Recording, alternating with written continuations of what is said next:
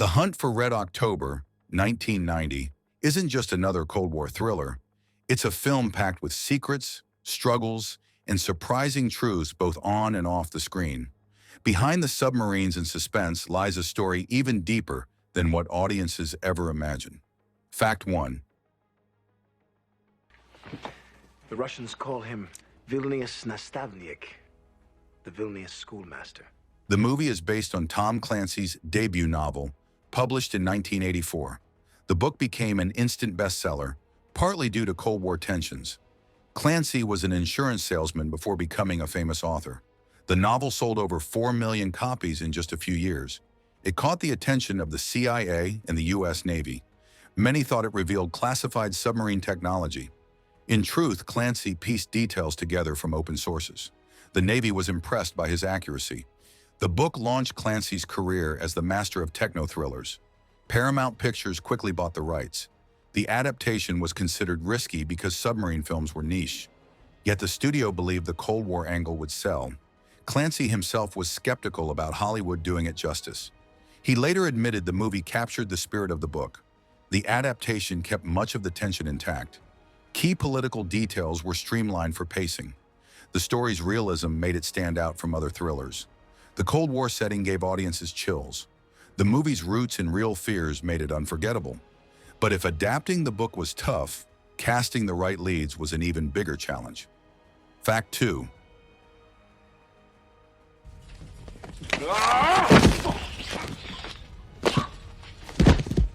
Sean Connery was chosen to play Captain Ramius. He was already legendary for James Bond. At first, Connery rejected the script. The original draft didn't convince him. He thought the political elements felt weak. After rewrites, he finally agreed to sign on. Connery gave Ramius authority and gravitas. His performance made the character unforgettable. Audiences believed he could command a nuclear submarine. His accent was left Scottish instead of Russian. The filmmakers thought a forced Russian accent would distract. Connery brought quiet menace to the role. His presence elevated the entire movie. Critics praised him as the perfect casting choice. Connery later said he enjoyed playing a character torn by loyalty and betrayal. His role added depth to the story. Without him, the movie may not have succeeded. Ramius became one of his most iconic roles outside Bond. But if Connery gave weight to the cast, Alec Baldwin brought youthful energy as Jack Ryan. Fact 3.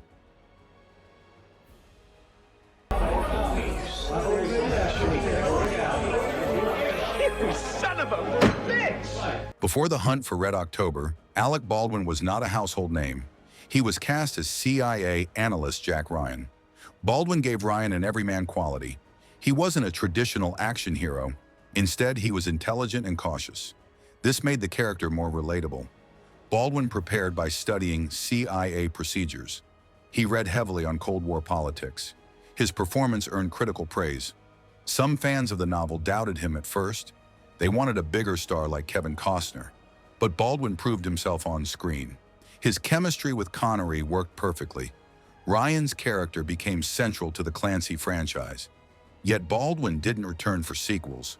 He later claimed studio politics pushed him out. Harrison Ford replaced him in Patriot Games. Baldwin's departure caused controversy among fans. Still, his role in Red October remains iconic. But while casting was vital, shooting the film underwater presented enormous technical challenges. Fact 4. What gives you the right to fire on my ship? The movie had to recreate life inside submarines. Sets were built to look like both U.S. and Soviet vessels. The interiors were designed with incredible detail. Many Navy officers who visited praised the realism. But filming in cramped spaces was exhausting. The sets often rocked on hydraulic systems. This simulated the motion of a submarine at sea. The constant movement disoriented cast and crew. Lighting was dim and claustrophobic. Cameramen had to squeeze into tight corners. Actors often bumped into walls during takes. The sound of machinery was added later. The confined sets created real tension. Everyone felt trapped just like the characters. This atmosphere gave authenticity to the film. The submarine interiors became iconic. Their realism made audiences feel submerged. But while sets were convincing, the Navy itself played a crucial role in the production. Fact 5. These orders are 7 bloody hours old. Sitting on the bottom like an adult schoolboy. The Navy supported the production heavily. They allowed filmmakers access to nuclear submarines. This was unprecedented at the time. The Pentagon saw the movie as good publicity. The Navy hoped it would inspire recruitment. Crews demonstrated submarine operations for the filmmakers. Actors observed real drills and procedures. Much of the authenticity came from these visits. Submarine veterans advised on technical dialogue. The collaboration gave the film credibility. However, the Navy limited what could be shown. Classified details were kept secret. Some submarine technology was deliberately simplified. Still, audiences felt they were seeing the real thing. The cooperation between Hollywood and the Navy paid off. It made the film believable to experts and casual viewers alike. The partnership gave the story an edge of reality. But while the Navy helped, Cold War politics nearly killed the project before it began. Fact 6. My officers and I request asylum from the United States of America. The film was released in March 1990. By then, the Cold War was already winding down. The Berlin Wall had fallen just months earlier. The Soviet Union was collapsing. Some feared the movie would feel outdated, but audiences still embraced it. The tension of nuclear standoffs was fresh in their minds. The film tapped into real fears. It captured the paranoia of the late Cold War era. Viewers related to the uncertainty of shifting alliances. The movie became a time capsule of its moment. It preserved the atmosphere of the 1980s. Critics noted its perfect blend of history and entertainment. Its timing gave it more power, not less. The collapse of the USSR added irony to the story. What could have been outdated became prophetic. The film now feels like the last great Cold War thriller. Its context gave it depth. But while timing made it unique, the director's vision shaped it into a masterpiece. Fact 7. I know how he's gonna get the crew off the sub, Admiral. Not now, Jeff. The director was John McTiernan, already famous for Die Hard and Predator. He brought action thriller expertise to the project. McTiernan focused on tension over spectacle. He wanted suspense, not constant explosions. His pacing built unease scene by scene. He filmed actors in tight close-ups to mimic claustrophobia. Submarine interiors became part of the storytelling. McTiernan also emphasized authenticity. He worked closely with military advisors. The battle of wits between captains was his focus. He called it chess under the sea. Connery's gravitas and Baldwin's intelligence balanced perfectly. McTiernan kept the camera steady to avoid disorientation. His restraint made the action more powerful. Critics praised his tight control of tone. The movie proved he could handle political thrillers. McTiernan's direction gave the story credibility. His vision turned it into a classic. But while the direction was strong, the visual effects were groundbreaking for their time. Fact 8. Torpedo! The Americans are shooting at us again! What do you mean another torpedo? Where the hell did it come from? The movie used innovative visual effects for underwater scenes. Miniature submarines were filmed in huge water tanks. Special lighting simulated the deep ocean. Smoke and dyes created the illusion of currents. The miniatures were detailed down to rivets. Model makers spent months crafting them. The Red October model alone was over 20 feet long. These miniatures gave weight to the action. The ocean felt alive and threatening. Computer effects were minimal in 1990. Practical techniques did most of the work. The result was stunning realism. Submarine chases looked terrifyingly real. The models helped the movie age well. Even today, the visuals remain impressive.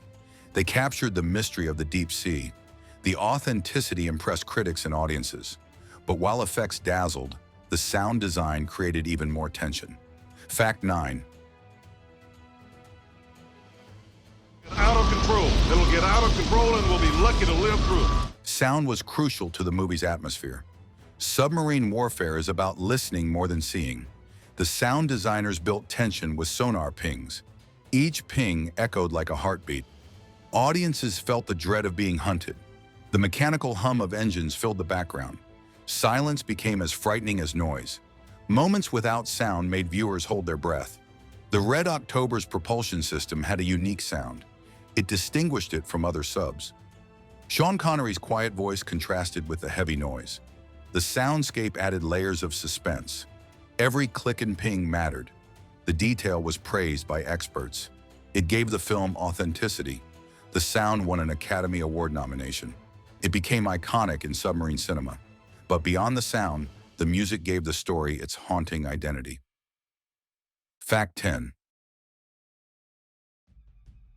The score was composed by Basil Poledouris. He was known for Conan the Barbarian and RoboCop. For this film, he blended orchestra with Russian-style choral music. The opening hymn became unforgettable. It gave the Red October an almost religious aura.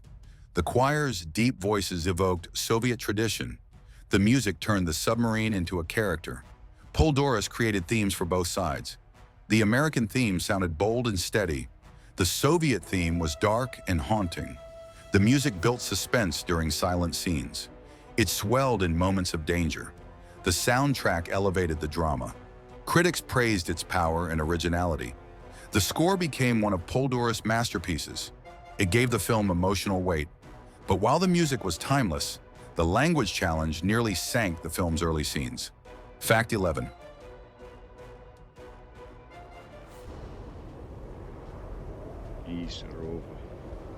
The story begins with Russian dialogue. Early scenes are entirely subtitled. This decision worried the studio. They feared audiences would lose interest. Director John McTiernan devised a clever solution. At one point, a Russian character reads from the Bible. As he finishes, the dialogue seamlessly shifts into English. The subtitles disappear, and viewers hardly notice. It was a brilliant cinematic trick. It made the film more accessible. Connery and the cast continued speaking English afterward. The transition felt natural instead of forced. Critics praised it as genius storytelling. It avoided distracting fake accents. Audiences accepted it immediately. The trick is still taught in film schools. It showed how language barriers can be solved creatively. It kept the movie immersive and believable. But while the language shift worked, casting changes behind the scenes caused serious controversy. Fact 12. It seems that the initial reports that one of our submarines was missing were not completely accurate. Several actors were considered before Alec Baldwin. Kevin Costner turned down the role of Jack Ryan. He chose to film Dances with Wolves instead. Harrison Ford was also approached early. He declined, but later played Ryan in sequels. Sam Neill was originally wanted for Captain Ramius. Producers felt Connery was too expensive. But once Connery agreed, Neill was given another role. He played Captain Vasily Borodin, Ramius's loyal second. Neill brought quiet emotion to the part. His death scene became one of the most memorable moments. Baldwin later claimed studio executives pushed him out of sequels. He said politics, not performance, ended his run. Fans debated the decision for years. Baldwin's loss changed the franchise forever. The casting history became part of its myth. But while casting stirred debate, working with the U.S. Navy created unique advantages and limits. Fact 13. The U.S. Navy gave the filmmakers rare access. They allowed tours of nuclear submarines. Actors studied real crew drills. Technical advisors taught them military jargon. Sets were designed with Navy input. The cooperation gave the film credibility. It also doubled as recruitment propaganda. The Navy hoped it would inspire young sailors. Their involvement made the production smoother, but secrecy was always enforced. Certain submarine details were left out. The Navy censored anything classified. Producers walked a fine line between realism and security. Still, the partnership boosted authenticity. Navy support helped secure audiences' trust. The cooperation was unprecedented for Hollywood. It showed the Navy's power in media. But while the Navy helped, the Soviets weren't happy with how they were portrayed. Fact 14. When the movie premiered, the Soviet Union still existed. Many officials criticized it as anti-Soviet propaganda. They disliked the idea of a heroic defector. Soviet press condemned the film strongly. They said it exaggerated U.S. strength. Some Soviet audiences secretly admired it. Bootleg copies circulated in Moscow. Many Russians found it exciting despite politics. The portrayal of Ramius as a noble figure intrigued them. The government worried it would inspire doubt. The film's timing embarrassed Soviet leadership. Their collapsing empire made the story sting. Western critics noted the irony. The Red October became a symbol of Cold War uncertainty. In time, even Russian critics softened. They admitted it was a well-crafted thriller. The reaction added another layer to its legend. But if politics gave the film controversy, its box office performance gave it glory. Fact 15. The movie opened strong in March 1990. It topped the U.S. box office immediately. Audiences packed theaters nationwide. Critics praised it as intelligent and gripping. Word of mouth spread quickly. It grossed over $200 million worldwide. For a Cold War thriller, this was remarkable. The success proved submarine films could sell. Alec Baldwin gained recognition overnight. Sean Connery's career reached new heights again. The movie became Paramount's biggest hit that year. It solidified Clancy's place in Hollywood. The success sparked interest in more Jack Ryan adaptations. Studios realized audiences love political thrillers. The movie became the template for the genre. Its financial victory silenced early doubters. It cemented itself as a classic of the 1990s. But while box office success was huge, the film's Oscar recognition took it even further. Fact 16. The film earned several award nominations. It was praised for its technical achievements. The sound design stood out in particular. Every ping, echo, and hum added to the suspense. The Academy recognized this mastery. The Hunt for Red October won the Oscar for Best Sound Editing. It was also nominated for 2 other categories. The victory cemented its technical brilliance. Critics highlighted how sound shaped the story.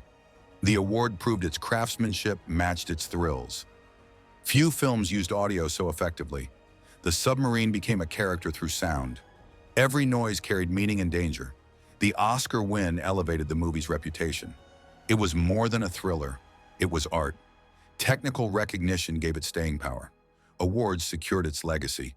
But beyond Hollywood trophies, the film left a cultural mark across generations. Fact 17. The movie quickly entered pop culture. Lines of dialogue became iconic. The image of Sean Connery in uniform was unforgettable. Alec Baldwin gained credibility as a leading man. Submarine thrillers became a mini-genre after its success. References appeared in other films and TV. Even The Simpsons parodied it.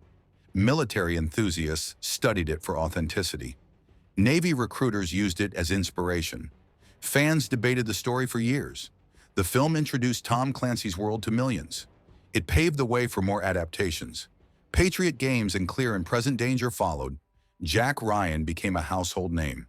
Without Red October, the franchise might not exist. It also influenced Cold War storytelling in cinema. Its legacy still echoes today. But while its impact spread, some hidden production secrets revealed how risky it truly was.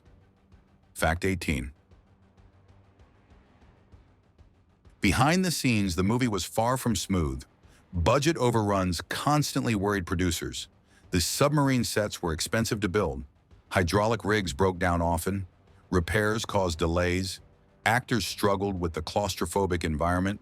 Some became seasick during hydraulic simulations. Lighting rigs overheated and burned out. Crews worked long days to stay on schedule. The scale of the production was overwhelming.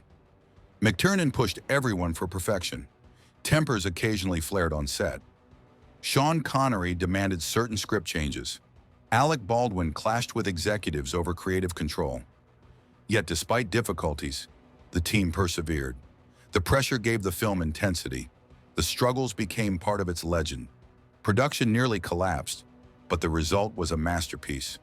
But if production was chaotic, the novel's author had his own surprising reaction. Fact 19. Tom Clancy was nervous about Hollywood adapting his work. He feared they would water down the story. At first, he criticized changes in the script. He thought political elements were simplified. But after seeing the final cut, he approved. He admitted the movie captured the spirit of his novel. Clancy was impressed by the attention to detail. He loved Sean Connery's performance. Alec Baldwin's take on Jack Ryan also won him over. The film boosted his book sales enormously. Clancy's career skyrocketed afterward. He became the most famous techno-thriller writer of his era. The success linked him permanently with Hollywood. Even critics noted the synergy between page and screen. Clancy later visited sets of other adaptations. His approval gave the film credibility, but his happiness didn't stop sequels from sparking new controversies. Fact 20. The film launched the Jack Ryan franchise. Alec Baldwin expected to return as Ryan, but negotiations fell apart quickly. Harrison Ford replaced him in Patriot Games. Baldwin later claimed studio politics forced him out. Fans debated whether Ford was the better Ryan. The franchise continued with mixed success. Later actors included Ben Affleck and Chris Pine. Most recently, John Krasinski took the role on television. Yet many still see Baldwin's Ryan as definitive. Connery's Ramius also remained iconic. The movie set a high standard for sequels.